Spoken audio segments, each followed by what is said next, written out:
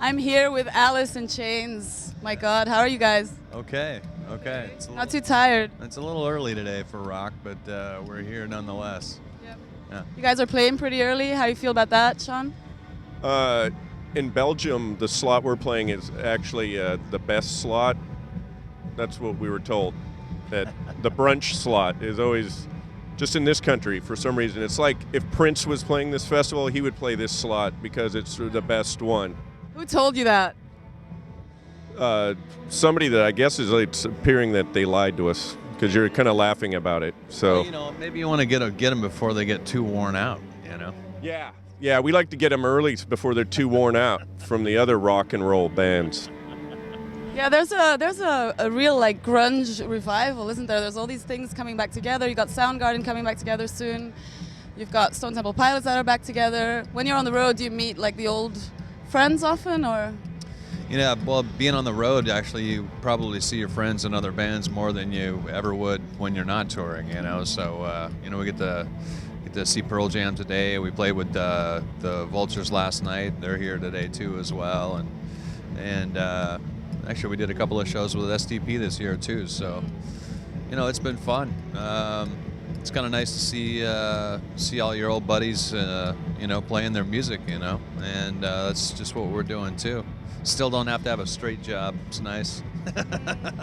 Yeah. Do you think it's a good climate right now? Is it a good climate for grunge to kind of come back, or? It's just music. The grunge thing is just a tag that somebody put on none of the bands sound alike. Pearl Jam doesn't sound like us. We don't sound like Soundgarden. Soundgarden, it sound like Nirvana. So it was just somebody trying to put a tag on a thing that came from a weird little town, and I don't know so much about the revival of it. It just seems like a weird timing that people are getting back together and playing music. I mean, our situation is so much different than Soundgarden, Lane's no longer here. And for us to even be here doing it all, or that the fact that we made a record is more shocking to us than you or any fan or anything. So we just kind of been going with whatever, the same way we always operate, whatever feels right, and things kind of just fall into place, and you just enjoy what you're doing, cool. And if we didn't, then we wouldn't do it. There's no reason. It's not financial or any of that shit or some ego. I gotta fucking be a rock dork. It's none of that. It's none of that stuff. So it's. It was that or McDonald's. No. There's no McDonald's. There is a nice comfy couch at home though that we could be sitting on, and it's going to be nice to see that in about a week. But I like what we're doing. Yeah. So tell me a little bit about Black Gives Way to Blue, working with William instead of Lady, obviously. Yeah. Well, it was a huge challenge, and that kind of appeals to us. Always kind of has, and we've never really done things for anybody else or listen to people telling us what we should or shouldn't do anyway. It's kind of like except for this was the best slot. Except for that, yeah. Like Prince would have played that slot. I mean, I think we got lied to, didn't we? I'm sorry to break the illusion. We got lied to, didn't we? No, of course not. Ghost. When? Damn. Well, that's what happens when you're that famous. Yeah, it happened. Yeah, so tell me a little bit about the album. Do you feel you kind of continued on the same path, or did you try other things? A path. And that record means as much to us as any record that we've ever done, and for all of the obvious reasons, it was that much harder to make. You know what I mean? And it was so different without Lane to write it. Of course it would be. Yeah. Yeah. What was the biggest thing you missed? Because obviously you still miss him. Him probably. Yeah. Yeah, I'd agree with that. He was a really great guy, man.